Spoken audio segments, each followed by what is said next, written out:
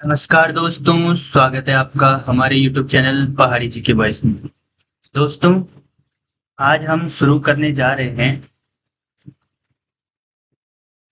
उत्तराखंड के एग्जाम के लिए दूसरी सीरीज। अगर आपने हमारी उत्तराखंड विविध ज्ञान एमसीक्यू पार्ट फर्स्ट 1 से 100 प्रश्न वाली क्लास देखी है तो आज की यह क्लास आपके लिए उससे भी ज़्यादा महत्वपूर्ण होने वाली है।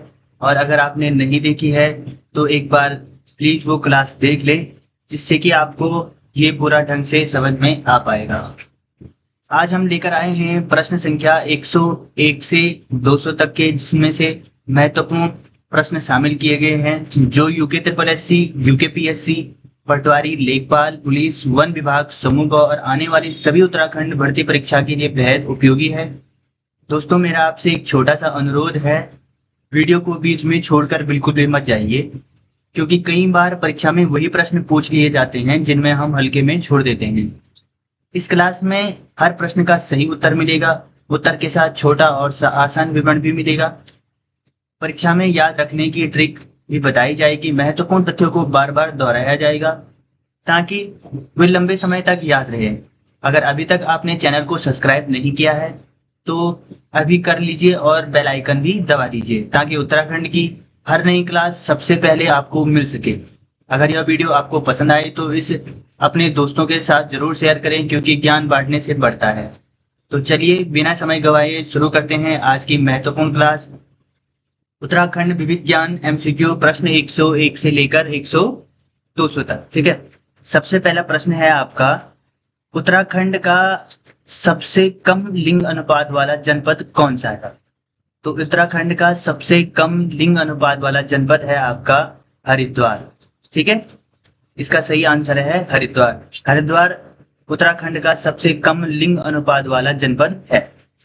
अगला प्रश्न है आपका, उत्तराखंड का सर्वाधिक जनघनत्व वाला जनपद कौन सा है?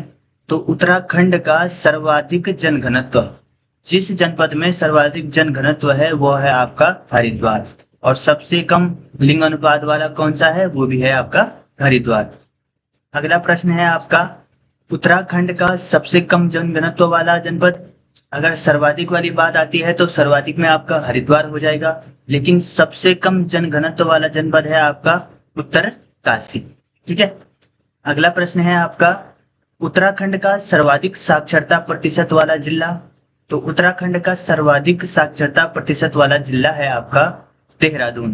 ठीक है, ये मैंने आपको कल भी बताया था कि उत्तराखंड का जो सर्वाधिक साक्षरता का मतलब भी मैंने आपको बताया था।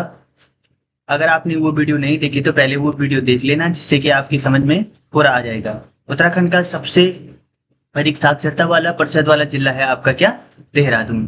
ठीक है, अगला प्रश्न है आपका, सबसे कम साक्षरता प्रतिशत वाला जिला कौन सा है? जहां सबसे कम साक्षर हैं वो है आपका उधम सिंह नगर, और सबसे ज्यादा है आपका देहरादून।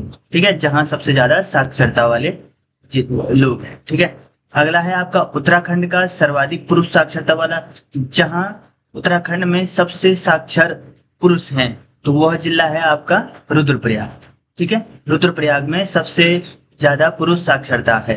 ठीक है, अगला प्रश्न है आपका, सबसे कम पुरुष साक्षरता वाला जिला। तो सबसे कम पुरुष साक्षरता वाला जिला है आपका हरिद्वार। ठीक है, जो हरिद्वार है आपका वो सबसे कम पुरुष साक्षरता वाला जिला है। और जहां सबसे ज्यादा पुरुष साक्षरता है वो कहाँ है? आपकी रुद्रप्रयाग में। ये भी मैंने आपको बता दिया है। अगला प्रश्न है आपका, सर्वाधिक महिला साक्षरता प्रतिशत वाला जिला। तो जहां सबसे ज्यादा महिला, ये बहुत खुशी की बात है कि महिला साक्षरता सबसे ज्यादा है आपका देहरादून। ठीक है, यहाँ सबसे ज्यादा महिला क्या है? साक्षर है। अगला प्रश्न है आपका, सबसे कम महिला साक्षर प्रतिशत वाला जिला है। तो सबसे कम महिला साक्षर प्रतिशत वाला जिला है आपका उत्तरकाशी। ठीक है, तो उत्तरकाशी में सबसे कम महिला साक्षरता प्रतिशत है। ठीक है, अगला प्रश्न है, उत्तराखंड का सर्वाधिक नगरीय जिला। तो उत्तराखंड का जो सर्वाधिक नगरीय जिला है तो वो जिला है आपका देहरादून। देहरादून जो है सर्वाधिक नगरीय जिला है, यहाँ सर्वाधिक नगर हैं। अगला प्रश्न है आपका, उत्तराखंड का सबसे कम नगरीय जिला। तो उत्तराखंड का जो सबसे कम नगरीय जिला है, तो उत्तराखंड का सबसे कम नगरीय जिला आपका क्या है? बागेश्वर। बागेश्वर आपका सबसे कम क्या है? नगरीय जिला है। ठीक है। कल मैंने आपको एक प्रश्न बताया था, उस प्रश्न में मैंने बताया था कि उत्तराखंड का आकार कैसा है। तो उत्तराखंड का आकार है आपका आयताकार। आयताकार में मैंने ऐसे बताया था आपको कि उत्तराखंड के उत्तर में कौन सा जिला है, दक्षिण में कौन सा जिला है, पूरब में कौन सा जिला है और पश्चिम में कौन सा जिला है। वो आप एक बार कमेंट करके आप बता देना कि किस दिशा में कौन सा जिला है। उससे आपको बहुत मदद मिलने वाली है अगर वो आपको समझ आ जाए तो। अगला प्रश्न है आपका, राज्य का प्रथम बाल मित्र थाना जो जन 2021 से है, तो राज्य का प्रथम जो बाल मित्र थाना है वो है टालनवाला थाना। ठीक है, ये बाल मित्र थाना है, राज्य का प्रथम बाल मित्र थाना। एक प्रश्न मैं आपसे पूछता हूं कि उत्तराखंड का सबसे कम जनघनत्व वाला जनपद कौन सा है, तो ये आप कमेंट बॉक्स में बता देना, क्योंकि मैंने ये बता लिया है। ठीक है। अगला प्रश्न है आपका, उत्तराखंड की वन पंचायतों में महिला हेतु तो आरक्षण है 50%। ठीक है, उत्तराखंड में महिलाओं हेतु 50% आरक्षण की व्यवस्था है। ठीक है। अगला प्रश्न है आपका, उत्तराखंड राज्य लोक सेवा आयोग के प्रथम अध्यक्ष। तो उत्तराखंड राज्य लोक सेवा आयोग के प्रथम अध्यक्ष हैं आपके एनपी नवानी। ठीक है, एनपी नवानी क्या है आपके उत्तराखंड लोक सेवा आयोग के प्रथम अध्यक्ष हैं। अगला है आपका, उत्तराखंड के प्रथम मुख्य लोकायुक्त। तो उत्तराखंड के जो प्रथम मुख्य लोकायुक्त हैं वो हैं आपके न्यायमूर्ति HSA रज्जा। ये क्या है? प्रथम मुख्य लोकायुक्त हैं। अगला प्रश्न है आपका, उत्तराखंड के प्रथम राज्य मुख्य निर्वाचन आयोग। तो उत्तराखंड के प्रथम राज्य मुख्य निर्वाचन आयोग है आपका दुर्गेश जोशी। ठीक है। अगला प्रश्न है, उत्तराखंड के प्रथम मुख्य सचिव राज्य प्रशासन। तो ये है आपके अजय विक्रम सिंह। दोस्तों, अगर इसमें कहीं पर भी प्रिंटिंग में कोई गलती होगी तो प्लीज ये थोड़ा कोऑपरेट कर देना, क्योंकि प्रिंटिंग में अक्सर गलती हो जाती है। ये पहले ही मैं एक्सेप्ट कर रहा हूँ। अगला प्रश्न है, उत्तराखंड का सबसे लंबा राष्ट्रीय राजमार्ग क्या है। तो NH7 क्या है उत्तराखंड का सबसे लंबा राष्ट्रीय राजमार्ग। NH नेशनल हाईवे 7 क्या है? सबसे लंबा राष्ट्रीय राजमार्ग है। अगला प्रश्न है आपका, उत्तराखंड में कुल कितने हवाई अड्डे हैं। तो कुल हवाई अड्डे हैं उत्तराखंड में 5। ठीक है, तो कुल हवाई अड्डे कितने हैं? 5। अगला प्रश्न है, राज्य की सबसे बड़ी जल विद्युत परियोजना। तो राज्य की जो सबसे बड़ी जल विद्युत परियोजना है ये है आपका टिहरी जल विद्युत परियोजना। टिहरी जल विद्युत परियोजना क्या है? राज्य की सबसे बड़ी जल विद्युत परियोजना है। और एशिया का सबसे बड़ा बांध भी आपका क्या है? टिहरी बांध है। ठीक है। अगला प्रश्न है आपका कि उत्तराखंड एवं देश का पहला इंजीनियरिंग कॉलेज। तो उत्तराखंड एवं देश का पहला इंजीनियरिंग कॉलेज जो है वो है आपका रुड़की। रुड़की क्या है आपका उत्तराखंड का या देश का पहला इंजीनियरिंग कॉलेज है। अगला है आपका, राज्य का पहला केंद्रीय विश्वविद्यालय। तो जो राज्य का पहला केंद्रीय विश्वविद्यालय है इस राज्य का, उत्तराखंड राज्य का, तो उत्तराखंड राज्य का जो पहला केंद्रीय विश्वविद्यालय है वो है आपका हेमंती नंदन बहुगुणा गढ़वाल विश्वविद्यालय। ठीक है। अगला प्रश्न है, उत्तराखंड का प्रथम स्वतंत्रता सेनानी। तो उत्तराखंड के जो प्रथम स्वतंत्रता संग्राम थे, स्वतंत्र सेनानी थे वो है कालू मेहरा। और इन्होंने किस नाम से एक संगठन चलाया था, तो वो आप कमेंट बॉक्स में बता देना। वो बहुत इंपॉर्टेंट है, बहुत परीक्षाओं में पूछा जा चुका है वो। ठीक है, इन्होंने एक नाम से एक संगठन चलाया था, तो वो क्या था वो आप कमेंट बॉक्स में बता देना। अगला प्रश्न है, उत्तराखंड में चिपको वुमेन के नाम से प्रसिद्ध है। तो उत्तराखंड में चिपको वुमेन के नाम से कौन प्रसिद्ध है? तो उत्तराखंड में चिपको वुमेन के नाम से आपकी गौरा देवी प्रसिद्ध है। ठीक है, तो इन्हें चिपको वुमेन कहा जाता है। या ऐसा भी प्रश्न बन जाता है कि कौन सी महिला चिपको आंदोलन से संबंधित है, तो वहां भी आप क्या लिखोगे? गौरा देवी लिखोगे। अगला प्रश्न है आपका, इंसाइक्लोपीडिया ऑफ उत्तराखंड। ऐसे ही प्रश्न बन रहे हैं इस टाइम, मैंने सब लिखे हुए इसमें। इंसाइक्लोपीडिया ऑफ उत्तराखंड तो इंसाइक्लोपीडिया ऑफ उत्तराखंड किसे कहा जाता है? तो ये कहा जाता है डॉक्टर शिव प्रसाद डबराल चारण को इंसाइक्लोपीडिया ऑफ उत्तराखंड कहा जाता है। अगला प्रश्न है आपका, कुमाऊं की लक्ष्मीबाई किसे कहा जाता है? तो कुमाऊं की जो लक्ष्मीबाई कहा जाता है, ये जिया रानी को कहा जाता है। जिया रानी को क्या कहा जाता है? कुमाऊं की लक्ष्मीबाई कहा जाता है। ये बहुत महत्वपूर्ण प्रश्न है ये दोनों के दोनों। उत्तराखंड और गढ़वाल की झांसी की रानी किसे कहा जाता है? या गढ़वाल की झांसी की रानी या उत्तराखंड की झांसी की रानी? तो टीलू रौतोली को क्या कहा जाता है? उत्तराखंड गढ़वाल की झांसी की रानी कहा जाता है। ये बहुत महत्वपूर्ण प्रश्न है आपके लिए। अगला प्रश्न ये आप 3 स्टार बना के रख देना, क्योंकि ये प्रश्न बहुत बार परीक्षा में पूछे जाते हैं। उत्तराखंड का गांधी किसे कहा जाता है? तो उत्तराखंड का गांधी कहा जाता है आपका किसको? इंद्रमणि बडौनी को कहा जाता है। इंद्रमणि बडौनी जी को क्या कहा जाता है? आपका उत्तराखंड का गांधी कहा जाता है। अगला प्रश्न है, राज्य में गांधी पुलिस की संज्ञा दी जाती है। तो राज्य में जो गांधी पुलिस की संज्ञा दी जाती है, ये दी जाती है आपकी किसको? राजस्व पुलिस को। राजस्व पुलिस को क्या दी जाती है? गांधी पुलिस की संज्ञा दी जाती है। अगला प्रश्न है आपका, उत्तराखंड का वृक्ष मानव। तो उत्तराखंड का वृक्ष मानव किसे कहा जाता है? तो उत्तराखंड का वृक्ष मानव कहा जाता है विश्वेश्वर दत्त सकलानी जी को उत्तराखंड का वृक्ष मानव के नाम से जाना जाता है। दोस्तों, ये सीरीज मैंने जो बनाई है, ये सभी बुकों का निचोड़ है। आपको कहीं से भी पढ़ने की आवश्यकता नहीं है। अगर आप एक बार ये देख लेते हो, कोई भी बुक परचेज करने की आवश्यकता नहीं है। आप यहाँ से पूरा वो कर सकते हो। ये तो अपने उसके लिए आप बुक वगैरह परचेज कर सकते हो, लेकिन अगर जिनको मतलब जो परचेज नहीं कर सकते, उनके लिए बहुत अच्छा माध्यम है। वो यहाँ से पूरी वीडियो को देखकर उनका एक भी जो उन्होंने बुक से पढ़ना है, चाहे वो किसी भी बुक से पढ़े, तो ये एक भी प्रश्न नहीं छूटेगा उनका। ठीक है। अगला प्रश्न है आपका, उत्तराखंड के प्रथम भारत रत्न प्राप्तकर्ता। तो उत्तराखंड के जो प्रथम भारत रत्न प्राप्तकर्ता हैं वो कौन है? तो उत्तराखंड के जो प्रथम भारत रत्न प्राप्तकर्ता हैं वो है आपका पंडित गोविंद बल्लभ पंत। और पंडित गोविंद बल्लभ पंत उत्तराखंड के किस जिले से बिलोंग करते हैं, ये आप कमेंट बॉक्स में बता देना। अगला प्रश्न है आपका, उत्तराखंड के प्रथम विक्टोरिया क्रॉस प्राप्त करता। तो उत्तराखंड के प्रथम विक्टोरिया क्रॉस प्राप्त करता है आपके दरबान सिंह नेगी। दरबान सिंह नेगी को सबसे पहले विक्टोरिया क्रॉस क्या हुआ था? प्राप्त हुआ था। अगला प्रश्न है आपका, उत्तराखंड के प्रथम परमवीर चक्र प्राप्त करता। तो उत्तराखंड के जो प्रथम परमवीर चक्र प्राप्त करता है वो है आपके मेजर सोमनाथ शर्मा। और प्रथम विक्टोरिया क्रॉस किसे मिला है? वो मिला है आपका दरबान सिंह नेगी जी को मिला है। और प्रथम भारत रत्न प्राप्त करता, तो प्रथम भारत रत्न प्राप्त करता आपके कौन है? पंडित गोविंद बल्लभ पंत। और उत्तराखंड के जो वृक्ष मानव है वो कौन है? विश्वेश्वर दत्त सकलानी। राजस्व पुलिस की संज्ञा किसे दी गई है?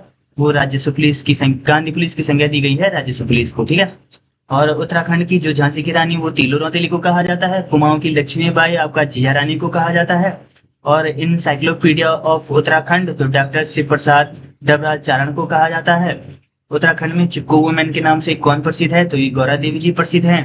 प्रथम स्वतंत्रता संग्राम जो सेनानी है कालू मेहरा है। और इन्होंने कौन सा संगठन चलाया है वो आप कमेंट बॉक्स में बताना। राज्य का पहला केंद्रीय विश्वविद्यालय हेमंती नंदन बहुगुणा एचएनपी है। और उत्तराखंड का देश का पहला इंजीनियरिंग कॉलेज वो है आपका रुड़की। राज्य की सबसे बड़ी जल विद्युत परियोजना है आपका टेहरी जल विद्युत परियोजना। उत्तराखंड में कुल हवाई अड्डे हैं वो हैं 5। और उत्तराखंड का सबसे लंबा राष्ट्रीय राजमार्ग है NH7 या नेशनल हाईवे 7। ठीक है। अब चलते हैं हम अगले प्रश्न की ओर। अगला प्रश्न है आपका, उत्तराखंड के प्रथम अशोक चक्र प्राप्त करता। तो उत्तराखंड के जो प्रथम अशोक चक्र प्राप्त करता है वो है भवानी दत्त जोशी। भवानी दत्त जोशी को सर्वप्रथम अशोक चक्र प्राप्त हुआ था, मतलब इन्हें सबसे पहले अशोक चक्र मिला था। अगला प्रश्न है, उत्तराखंड के प्रथम थल सेना अध्यक्ष। तो उत्तराखंड के जो प्रथम थल सेना अध्यक्ष हैं वो है आपका जनरल बिपिन चंद्र जोशी। जनरल बिपिन चंद्र जोशी जी क्या हैं? आपके प्रथम थल सेना अध्यक्ष हैं। ये कहां से बिलोंग करते हैं? उत्तराखंड की। ठीक है। अगला प्रश्न है आपका, उत्तराखंड के प्रथम नौसेना अध्यक्ष। तो उत्तराखंड के जो प्रथम नौसेना अध्यक्ष हैं वो हैं एडमिरल देवेंद्र जोशी। एडमिरल जो देवेंद्र जोशी हैं उत्तराखंड के प्रथम नौसेना अध्यक्ष हैं। ठीक है, अगला प्रश्न है देश एवं राज्य का प्रथम कृषि विश्वविद्यालय कौन सा है? तो देश एवं राज्य का प्रथम कृषि विश्वविद्यालय जो है वो है आपका जीवी पंत कृषि एवं प्रौद्योगिकी विश्वविद्यालय पंतनगर। ठीक है, पंतनगर जो है गोविंद बल्लभ, इसका जो पूरा नाम है गोविंद बल्लभ पंत कृषि एवं प्रौद्योगिकी विश्वविद्यालय। ठीक है, वीवी का मतलब विश्वविद्यालय पंतनगर में है। अगला प्रश्न है आपका उत्तराखंड का प्रथम संग्रहालय। तो जो उत्तराखंड का प्रथम संग्रहालय है वो है आपका देहरादून वन संग्रहालय। देहरादून वन संग्रहालय क्या है आपका? उत्तराखंड का प्रथम संग्रहालय। अगला है आपका राज्य की सबसे लंबी पैदल यात्रा कौन सी है? तो राज्य की जो सबसे लंबी पैदल यात्रा है वो है नंदा देवी राजजात यात्रा, जो कितने किलोमीटर की है? 280 किलोमीटर की। इस बार पटवारी की परीक्षा में एक प्रश्न बन रखा था कि नंदा देवी राजजात यात्रा ये अंतिम पड़ाव पर कौन सा गांव पड़ता है, शायद ऐसा ही प्रश्न था। तो वो उसका आंसर था आपका ग्वाण। ठीक है, ग्वाण इस रास्ते में शायद अंतिम गांव पड़ता है। क्वेश्चन थोड़ा समझ में नहीं आ रहा है, अभी ध्यान नहीं आ रहा है, लेकिन ग्वाण है उसका आंसर। ठीक है, अगला प्रश्न है आपका उत्तराखंड का सबसे बड़ा समूह मंदिर। ठीक है, तो जो समूह मंदिर है उत्तराखंड का सबसे बड़ा है वो है आपका जागेश्वर। ठीक है, जागेश्वर क्या है? उत्तराखंड का सबसे बड़ा सामूहिक मंदिर है। ठीक है, अगला प्रश्न है आपका उत्तराखंड का सबसे ऊंचाई पर स्थित मंदिर। तो उत्तराखंड का जो सबसे ऊंचाई पर स्थित मंदिर है वो है आपका तुंगनाथ। तुंगनाथ क्या है? उत्तराखंड का सबसे ऊंचाई पर स्थित क्या है? मंदिर है। अगला प्रश्न है एशिया का सबसे ऊंचा बांध। अभी मैंने ये बताया था आपका, तो एशिया का सबसे ऊंचा बांध है आपका टिहरी बांध, जो 260.5 मीटर है। और टिहरी बांध किस राज्य में है? तो ये आप कमेंट बॉक्स में बता देना। ठीक है, अगला है आपका सर्वाधिक पुलिस थाने वाला जिला। तो सर्वाधिक पुलिस थाने वाला जिला है आपका देहरादून। कहाँ? उत्तराखंड में। उत्तराखंड में सर्वाधिक पुलिस थाने वाला जिला है आपका क्या है? देहरादून। ठीक है, अगला प्रश्न है सबसे कम पुलिस थाने वाला जिला। तो उत्तराखंड में सबसे कम पुलिस थाने वाला जिला कौन सा है? तो वो है रुद्रप्रयाग। रुद्रप्रयाग में कितने पुलिस थाने हैं? वो है 5। तो प्रश्न ऐसा नहीं बनेगा, प्रश्न मैचिंग में बनेंगे कि सर्वाधिक पुलिस थाने वाला जिला तो इधर से देगा अल्मोड़ा वगैरह वगैरह और एक सही आंसर दे देगा। इसी प्रकार के इससे प्रश्न बनेंगे। अगला है राज्य का प्रथम साइबर थाना। तो जो राज्य का प्रथम साइबर थाना है वो है देहरादून में। देहरादून में राज्य का क्या है? प्रथम साइबर थाना है, जो 25 मार्च 2015 से है। ठीक है, राज्य का प्रथम साइबर थाना। ये इस थाने की काफी आवश्यकता है क्योंकि इस टाइम साइबर फ्रॉड बहुत बढ़ गया है। जितना जो ऑनलाइन हुआ है सब, उतना ही जो साइबर क्राइम है ज्यादा बढ़ गया है। अगला प्रश्न है राज्य का दूसरा साइबर थाना। तो राज्य का दूसरा जो साइबर थाना है वो है आपका रुद्रपुर में। रुद्रपुर में 1 जनवरी 2021 से जो साइबर थाना है। ठीक है, अगला प्रश्न है सर्वाधिक नगरों वाला जिला। तो 2011 में हरिद्वार में जनगणना हुई थी जो 2011 की, तो उसके हिसाब से जो सर्वाधिक नगर हैं वो है आपके हरिद्वार में। कितने नगर हैं यहाँ पे? 24 नगर। ठीक है, अगला है आपका सबसे कम नगर वाला। तो सबसे कम नगर वाला है बागेश्वर। यहाँ कितने नगर है? 1 है। ठीक है, अगला प्रश्न गढ़वाल क्षेत्र का प्रथम उल्लेख किस धार्मिक ग्रंथ में मिलता है? तो गढ़वाल क्षेत्र का प्रथम उल्लेख आपका ऋग्वेद में मिलता है। ठीक है, तो गढ़वाल क्षेत्र का जो प्रथम उल्लेख मिलता है वो किस में मिलता है? आपका ऋग्वेद में मिलता है। अगला प्रश्न है आपका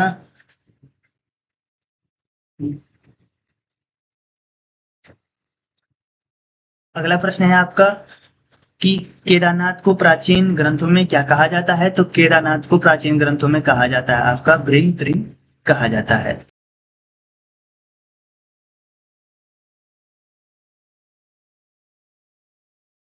अगला प्रश्न है आपका वेदों में गढ़वाल क्षेत्र को क्या कहा जाता है?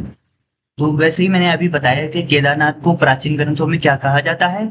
तो केदारनाथ को प्राचीन ग्रंथों में भृंग त्रिंग कहा जाता है। और वेदों में गढ़वाल क्षेत्र को क्या कहा जाता है? तो वेदों में गढ़वाल क्षेत्र को कहा जाता है हेमंत देवभूमि एवं मनीषियों की पूर्ण भूमि कहा जाता है। किसको? गढ़वाल क्षेत्र को। ठीक है। अगला है आपका, करुणा आश्रम किस नदी के तट पर है? तो करुणा आश्रम आपका मालनी नदी के तट पर है। और मालनी नदी के तट पर कहाँ है, ये आप कमेंट बॉक्स में बता। अगला प्रश्न है, उत्तराखंड पर शासन करने वाली प्रथम राजनैतिक शक्ति थी? तो उत्तराखंड पर शासन करने वाली जो प्रथम राजनैतिक शक्ति थी वो थी कुलिंद शासक। ठीक है। कुलिंद शासक क्या थी आपकी? उत्तराखंड पर शासन करने वाली प्रथम राजनैतिक शक्ति। अगला प्रश्न है आपका, कुलिंद वंश का सबसे शक्तिशाली शासक? तो कुलिंद वंश का सबसे शक्तिशाली शासक कौन था आपका? अमोधभूति कुलिंद वंश का सबसे शक्तिशाली शासक था। अगला प्रश्न है, उत्तराखंड के किस राजवंश को प्रथम ऐतिहासिक राजवंश माना जाता है? तो उत्तराखंड के जो कार्तिकेयपुर या कत्यूरी राजवंश है इसे ऐतिहासिक राजवंश माना जाता है। ठीक है। ये तीनों प्रश्न बहुत इंपॉर्टेंट है। अगला प्रश्न है आपका, कत्यूरी वंश का सबसे शक्तिशाली व प्रतापी राजा था? तो कत्यूरी वंश का जो सबसे शक्तिशाली और प्रतापी राजा था वो था ललित सूरदेव। ठीक है। इससे एक प्रश्न है कि किसने पूरे उत्तराखंड को एक सूत्र में बांधने का कार्य किया था? तो ये आप कमेंट बॉक्स में बताना, ये बहुत ही इंपॉर्टेंट प्रश्न है। ठीक है। अगला प्रश्न है, कार्तिकेयपुर राजाओं की राजभाषा क्या थी? तो कार्तिकेयपुर राजाओं की जो राजभाषा थी वो संस्कृत थी, लेकिन इनकी राज्य की भाषा क्या थी? राजाओं की भाषा जो राजा बोलते थे, लेकिन जो राज्य था पूरा वहां कौन सी भाषा बोली जाती थी? ये आप कमेंट में जरूर बताना। ठीक है। अगला प्रश्न है, चंद वंश के किस शासक ने अपनी राजधानी चंपावत से अल्मोड़ा बनाई थी? तो चंद वंश के जो बालो कल्याण चंद्र ने, तो बालो कल्याण चंद्र ने क्या किया था? चंद वंश की जो राजधानी थी उसे क्या किया था? चंपावत से अल्मोड़ा बनाई थी। ठीक है। अगला है, चंद राजाओं का राज्य चिन्ह क्या था? तो चंद राजा थे, उनका जो राज्य चिन्ह था वो था गाय। ठीक है। और चंद राजाओं का जो पहला राजा था वो कौन था? तो ये आप कमेंट बॉक्स में बताना। और अंतिम राजा कौन था ये भी आप कमेंट बॉक्स में बताना। ठीक है। अगला प्रश्न है, रुद्रपुर नगर किस चंद्र शासक के द्वारा बसाया गया? तो रुद्रपुर नगर जो है ये रुद्रचंद्र, ठीक है, ये रुद्रचंद्र ने बसाया। क्या? रुद्रपुर नगर। अगला प्रश्न है आपका, चंद राजाओं के समय ताम्र उद्योग व सिक्का टकसाल का केंद्र था? तो चंद राजाओं के समय ताम्र उद्योग व सिक्का टकसाल का केंद्र था आपका क्या? अल्मोड़ा। अल्मोड़ा क्या था? चंद राजाओं के समय ताम्र उद्योग व सिक्का टकसाल का केंद्र था। अगला प्रश्न है, वह चंद राजा जिसे कुमाऊं का मोहम्मद बिन तुगलक कहा जाता है, तो वो किसे कहा जाता है? देवीचंद्र को कहा जाता है। एक प्रश्न था कि गढ़वाल के लिए स्वर्णकाल किसके शासन में कहा जाता है और कुमाऊं के लिए स्वर्णकाल किसके शासन में कहा जाता है? तो ये भी आप कमेंट बॉक्स में बता देना। ठीक है। अगला प्रश्न है, अल्मोड़ा में राजनीतिक सचेतना बढ़ाने के लिए डिबेटिंग क्लब की स्थापना कब हुई थी? तो डिबेटिंग क्लब की स्थापना हुई थी आपके 1870 में। ठीक है। 1870 में क्या हुई थी? आपकी डिबेटिंग क्लब की स्थापना हुई थी। अगला प्रश्न है, कुमाऊं भाषा के प्रथम अखबार का प्रकाशन शुरू हुआ था? तो कुमाऊं भाषा के जो प्रथम अखबार का प्रकाशन वो 1871 में कहां से हुआ था? अल्मोड़ा में हुआ था। अल्मोड़ा में कुमाऊं के जो पहला अखबार था उसका प्रकाशन हुआ था। अगला प्रश्न है आपका, कलकत्ता कांग्रेस अधिवेशन 1886 में उत्तराखंड से जिन 2 लोगों ने भाग लिया था उनमें से एक का नाम है। मैं ये प्रश्न साफ नहीं दिखाई दे रहा होगा आपको, तो मैं इसको फिर से बता देता हूं, आप ध्यान से सुनिए। कलकत्ता कांग्रेस, ठीक है, कलकत्ता कांग्रेस अधिवेशन में, जो अधिवेशन का हुआ था 1886 को हुआ था, में उत्तराखंड में जिन 2 व्यक्तियों ने, तो कलकत्ता कांग्रेस अधिवेशन में 1886 में उत्तराखंड के जिन 2 व्यक्तियों ने, इसमें किसमें? कलकत्ता कांग्रेस अधिवेशन में जिन 2 व्यक्तियों ने उत्तराखंड से भाग लिया था उनमें से एक व्यक्ति है आपका, कौन है? वो है ज्वालादत्त जोशी। तो ज्वालादत्त जोशी थे। ठीक है। ये प्रश्न साफ नहीं दिखाई दे रहा था इसलिए मैंने इस प्रकार से आपको बताया है। अगला है आपका, टिहरी राज्य आंदोलन के दौरान प्रजामंडल की स्थापना कब हुई थी? तो टिहरी राज्य आंदोलन के दौरान जो प्रजामंडल की स्थापना हुई थी वो हुई थी आपकी 23 जनवरी 1939 में प्रजामंडल की स्थापना हुई थी। और टिहरी राज्य का भारत में विलय हुआ था वो हुआ था आपका 1 अगस्त 1949 को। ठीक है। टिहरी का भारत में विलय कब हुआ था? 1 अगस्त 1949 को टिहरी का भारत में विलय हुआ और प्रजामंडल की स्थापना कब हुई? 23 जनवरी 1939 में हुई। ठीक है। अगला है आपका कि डोला पालकी आंदोलन संबंधित था। तो डोला पालकी आंदोलन किससे संबंधित था?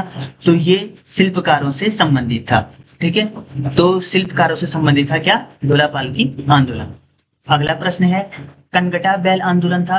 तो कनकटा बैल आंदोलन, अभी मैं ये जो आपने देखा होगा जितनी भी बुक हैं उनमें, उसके हिसाब से आपको पढ़ा रहा हूँ कि जिससे आपका कोई भी चैप्टर चूके नहीं तो अगर मैं ये सीरीज बाद में चलाता और इससे पहले मैं आपको पूरा इसका बता देता कि कनकटा बैल आंदोलन क्यों हुआ, कब हुआ, कहाँ हुआ, कैसे हुआ, तो इसके बारे में अगर मैं पूरा बता देता तो तब आपको इसमें ज्यादा अच्छा लगना था। अगर आपका अच्छा रिस्पॉन्स रहा तो मैं सबसे पहले वही करूंगा, ये मैं बाद में कराने की कोशिश करूंगा, क्योंकि जब आपको वहाँ पीछे का पूरा याद हो जाएगा, जितना भी जो आंदोलन है, जैसे डोला पालकी आंदोलन क्यों होता था, इसमें क्या क्या होता था, अगर मैं ये आपको डिटेल वाइज बता दूंगा तो ये तो आपको नॉर्मली याद हो जाएगा।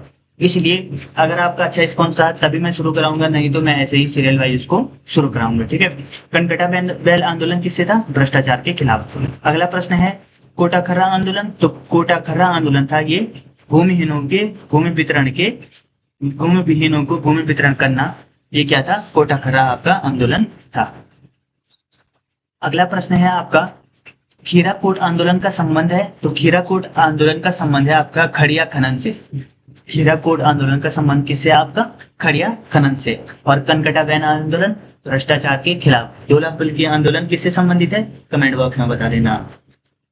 उत्तरांचल पृथक राज्य की मांग सर्वप्रथम किसने उठाई थी? तो ये 1938 में जो श्रीनगर अधिवेशन हुआ था, ये उसमें ये मांग उठाई गई थी। और इसमें कौन कौन से शामिल हुए थे, इनके नाम आप कमेंट बॉक्स में बताओ। ठीक है। अगला प्रश्न है कौशिक समिति ने अपनी रिपोर्ट मई 1994 में कहाँ राजधानी बनाने की सिफारिश की थी? तो कौशिक कमेटी ने गैरसैंण को राजधानी बनाने की सिफारिश की थी। ठीक है। गैरसैंण क्या है? उत्तराखंड की अस्थायी राजधानी है और अस्थायी राजधानी है आपकी देहरादून, या गैरसैंण ग्रीष्मकालीन राजधानी भी है। कहाँ की? उत्तराखंड। ठीक है, ऐसा भी कह सकते हैं। अगला प्रश्न है वर्षा ऋतु में सर्वाधिक वर्षा वाला हिमालय क्षेत्र कौन सा है?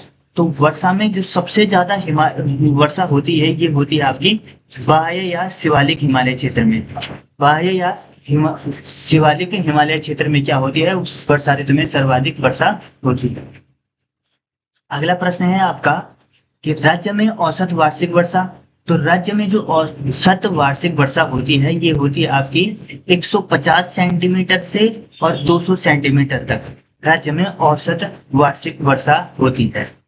अगला प्रश्न है शिवालिक हिमालय का वह स्थान जहां वर्षा ऋतु में सामान्यतः सर्वाधिक वर्षा होती है।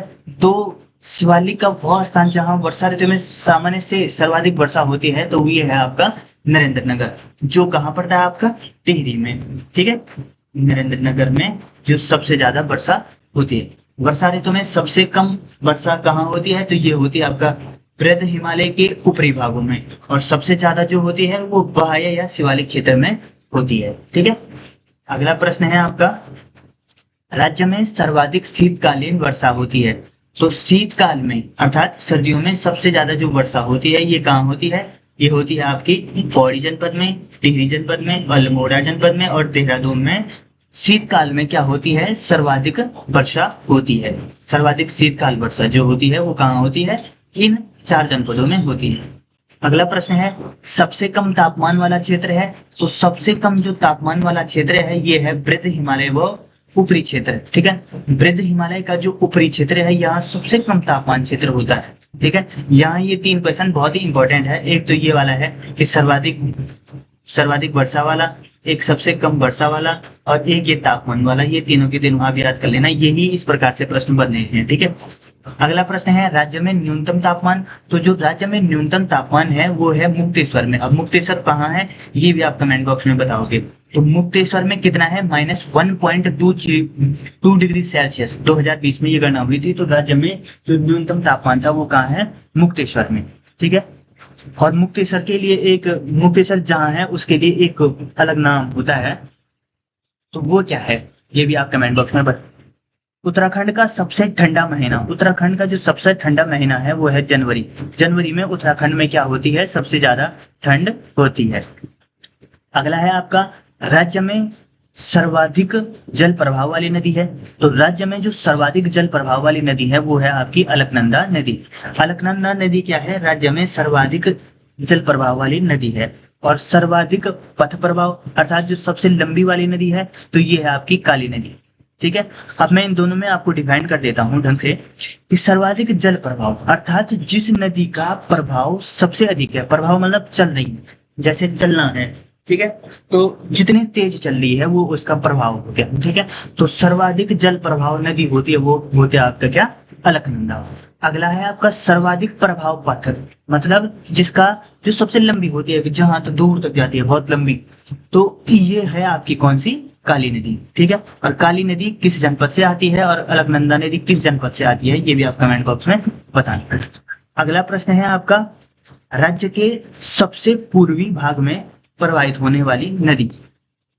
अब देखो, अब ये प्रश्न मैंने आपको सबसे पहले कल भी बताया था और आज भी बताया था कि आप ये जरूर रखना कि उत्तराखंड का आकार है आपका आयताकार। ठीक है, आयताकार में सभी दिशाओं में कौन कौन से जनपद हैं ये एक बार याद रखना।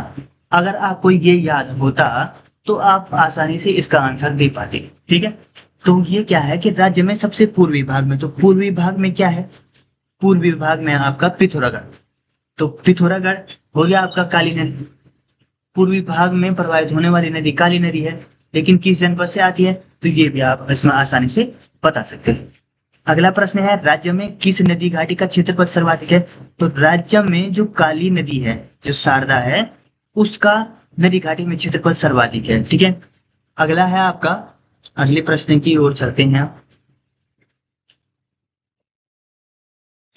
202 तक भी चलेगा, कोई दिक्कत नहीं। रवाई घाटी उत्तरकाशी किस नदी का वरदान है? तो ये है आपका कमल नदी का। ठीक है, जो रवाई घाटी उत्तरकाशी नदी का वरदान है ये है कमल नदी का। ठीक है, अगला प्रश्न है आपका कि कुमाऊं क्षेत्र का सबसे गहरा ताल। तो कुमाऊं क्षेत्र का जो सबसे गहरा ताल है वो है आपका नौ कुचिया ताल। नौ भुजाकार ताल है ये। ठीक है, इस पे 9 कोने हैं, ऐसा मान के चलो, इसमें 9 भुजाएं हैं, तो ये क्या है? कुमाऊं क्षेत्र का सबसे गहरा ताल है। ठीक है, अगला प्रश्न है आपका कि कुमाऊं क्षेत्र की पहली कृत्रिम झील गोमती नदी पर है। ठीक है, तो वो कौन सी झील है? तो वो है आपका बैजनाथ झील, बागेश्वर। अब सवाल ये उठता है कि कुमाऊं क्षेत्र की पहली कृत्रिम झील, कृत्रिम झील क्या होती है? झील 2 प्रकार की मान सकते हो, एक है प्राकृतिक झील, एक होता है कृत्रिम झील। तो प्राकृतिक झील क्या होती है? वो प्रकृति के द्वारा स्वतः ही निर्मित हो जाती है। और कृत्रिम झील क्या होती है? जिसे मानव खुद बनाता है। तो मानव द्वारा निर्मित झील को क्या कहा जाता है? कृत्रिम झील कहा जाता है। तो ये जो कृत्रिम झील है वो कौन सी है? बैजनाथ झील, जो कहाँ है? बागेश्वर में है। अगला प्रश्न है वह ताल जिसके किनारे विवेकानंद आश्रम है, जहां झूला मेला लगता है, वो श्यामलता ताल है। ठीक है, श्यामला ताल। श्यामला ताल कहाँ है आपका? चंपावत में। बहुत इंपॉर्टेंट क्वेश्चन है ये। ठीक है, वह ताल जिसके किनारे विवेकानंद आश्रम है, विवेकानंद आश्रम है, वह झूला मेला भी लगता है। अब देखो, ये क्वेश्चन नहीं बन सकता है अगर कि वह ताल जिसके किनारे विवेकानंद आश्रम है, चलो ये नहीं बना, लेकिन ये प्रश्न बन सकता है कि झूला मेला कहाँ लगता है। तो झूला मेला आपका कहाँ लगता है? आपका चंपावत में लगता है। अगर और डीप पूछ ले तो ये बता देगा कि वह ताल जिसके किनारे विवेकानंद आश्रम है, तो वो कौन सा ताल है? वो है श्यामला ताल। ठीक है, अगला प्रश्न है कि जल निकासी हेतु 5 सुरंगें बनी है। ठीक है, तो जल निकासी हेतु कहाँ 5 सुरंगें बनी है? तो ये बनी है आपकी तड़ाग ताल। ठीक है, जो तड़ाग ताल कहाँ है? आपका अल्मोड़ा में है। ठीक है, अगला प्रश्न है गढ़वाल क्षेत्र की अधिकांश झीलें हैं। तो गढ़वाल क्षेत्र की जो अधिकांश झीलें हैं वो किस जनपद में है? तो चमोली जनपद में। चमोली जनपद में गढ़वाल क्षेत्र की सबसे अधिक झीलें हैं, अर्थात जो चमोली जनपद है वहां बहुत सारी झीलें हैं। ठीक है, तो गढ़वाल क्षेत्र की है वो सिर्फ। ठीक है, और जगह भी बहुत सारी झीलें हैं, लेकिन बोलने का मतलब है कि वह गढ़वाल क्षेत्र में वह कौन सा जनपद है जहां सर्वाधिक झीलें हैं? तो चमोली जनपद में सर्वाधिक झीलें हैं। राज्य में सर्वाधिक झीलों तालों वाला जनपद कौन सा है? तो राज्य में सर्वाधिक झीलों तालों वाला जो जनपद है वो है आपका चमोली जनपद। चमोली जनपद क्या है आपका? ये राज्यों या झीलों तालों का जनपद है। राज्य में सर्वाधिक झीलें, ये मैंने आपको दोनों के दोनों बता दी है। किस ताल को भाई बहन के नाम से जाना, तो महासर ताल, ठीक है। और वो दो कटोरी नुमा, देखो इस ये बहुत इंपॉर्टेंट है, ये प्रश्न बहुत बार बन भी चुका है कि भाई बहन के नाम से किस ताल को जाना जाता है, तो ये कहा जाता है महासर ताल को। वह दो कटोरे नुमा ताल भी कहते हैं। तो दो कटोरे नुमा ताल किसे कहा जाता है, महासर ताल को। और ये महासर ताल कहाँ है, तो ये है आपका टिहरी गढ़वाल में। दो क्वेश्चन इससे निपट चुके हैं आपके। अगला प्रश्न है आपका, उत्तराखंड में विंटर लाइन नामक प्राकृतिक घटना होती है। तो विंटर लाइन नामक जो प्राकृतिक घटना है वो कहाँ होती है उत्तराखंड में, तो ये होती है आपकी मसूरी में। मसूरी में क्या होती है आपकी, विंटर लाइन नामक प्राकृतिक घटना होती है। अगला प्रश्न है आपका कि गढ़वाल क्षेत्र का सबसे बड़ा और गहरा ताल कौन सा है। तो गढ़वाल क्षेत्र का जो सबसे बड़ा और गहरा ताल है ये है आपका सहस्त्र ताल। कहाँ है आपका, सहस्त्र ताल, जो कहाँ है आपका, टिहरी में है। गढ़वाल क्षेत्र का जो सबसे बड़ा और गहरा ताल है ये है आपका सहस्त्र ताल, टिहरी में है। अगला प्रश्न है, राज्य की सबसे बड़ी कृत्रिम झील। तो राज्य की कृत्रिम झील मैंने आपको बता दिया ना, तो राम तीर्थ सागर या सुमन सागर है, ये कहाँ है आपका, टिहरी में, ठीक है, टिहरी में है ये। राज्य व गढ़वाल क्षेत्र का, क्या कहा मैंने, राज्य व गढ़वाल क्षेत्र का, राज्य व गढ़वाल क्षेत्र का सबसे बड़ा हिमनद कौन सा है।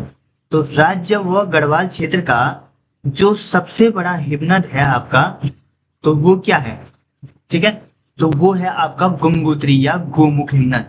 अब गंगोत्री या गोमुख हिमनद कहाँ है, तो ये है आपका उत्तरकाशी में, ठीक है।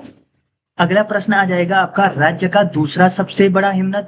तो राज्य का जो दूसरा सबसे बड़ा हिमनद है वो है पिंडारी हिमनद, और सबसे पहला कौन सा है, गंगोत्री है। सबसे बड़ा कौन सा है, गंगोत्री है या गोमुख हिमनद है। ये कहाँ से बहता है, उत्तरकाशी से, ठीक है।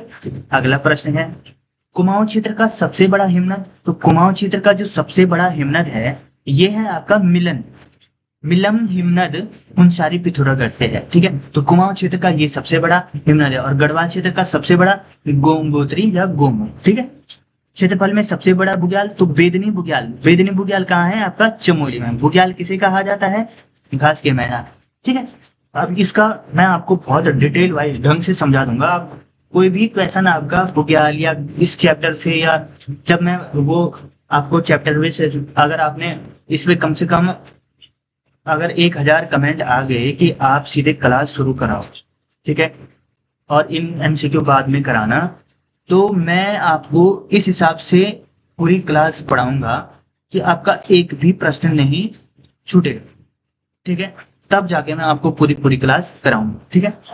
जैसे अब मैं इसी प्रश्न को आपको बता दूं कि क्षेत्रफल में सबसे बड़ा बुग्याल, क्षेत्रफल मतलब अर्थात जिसका क्षेत्रफल सबसे अधिक है वह कौन सा बुग्याल है, और वह बुग्याल कहाँ है, तो बेदनी बुग्याल है। अब यहाँ से एक प्रश्न बन जाता है, बुग्याल किसे कहा जाता है, तो घास के मैदान होते हैं। अब बुग्याल जो गढ़वाल क्षेत्र में रहते हैं या कुमाऊं क्षेत्र में रहते होंगे वो तो लगभग जानते ही होंगे, लेकिन जो बाहर से इस परीक्षा को देखा तो वो बुग्याल के बारे में उतना नहीं जानता होगा, ठीक है। तो बुग्याल क्या होते हैं, चरवाहा होते हैं। जब क्या करते हैं कि वहां पर गायों को चराने के लिए वहां घास के मैदान होते हैं, बड़े बड़े मैदान, उसे बुग्याल कहा जाता है। तो जब अभी मैं उसको पूरा उस डिटेल वाइज उसमें बता दूंगा, अभी आपके ढंग से समझ में नहीं आएगा, मैं डिटेल वाइज पहले से बताऊंगा तो तब और समझ में आ जाएगी। अगला प्रश्न है आपका कि शीतकाल में स्काइइंग परीक्षण किया जाता है। तो ये कहाँ किया जाता है, औली में। अब औली कहाँ है भाई, तो औली किस जनपद में है आपका, ये है आपका चमोली जनपद में, ठीक है। अगला प्रश्न है, हिमालय का सबसे भव्य दर्शन होता है। तो हिमालय का जो सबसे भव्य दर्शन होता है वो होता है बगजी बुग्याल से, अर्थात जो हिमालय हो वो स्पष्ट रूप से ढंग से दिखाई देता है किस बुग्याल से, बगजी बुग्याल से। या कहाँ से, बगजी बुग्याल से। बगजी बुग्याल कहाँ है आपका, चमोली में है, ठीक है दोस्तों। इसी तरह से हमने 200 प्रश्न का आता है, ये 203 तक चला गया है। वीडियो बड़ी होती है इसलिए हम पूरा नहीं बताते हैं, नहीं तो हम इसको एक ही मैराथन क्लास में आपका एक ही दिन में पूरा करवा देंगे, ठीक है। लेकिन आपका रिस्पांस जब अच्छा रहेगा तभी हम इसको करा पाएंगे। दोस्तों अगर आज की क्लास यही समाप्त होती है वैसे, यदि आपको सभी प्रश्न ईमानदारी से हल किए हैं और कमेंट में जरूर लिखें कि आपने 100 में से कितने प्रश्न आपके सही हुए, कितने प्रश्न आपको समझ में आए हैं।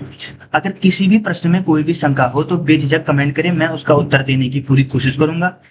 अगली क्लास में हम लेकर आएंगे उत्तराखंड विविध ज्ञान एमसीक्यू प्रश्न 201 से 300 तक।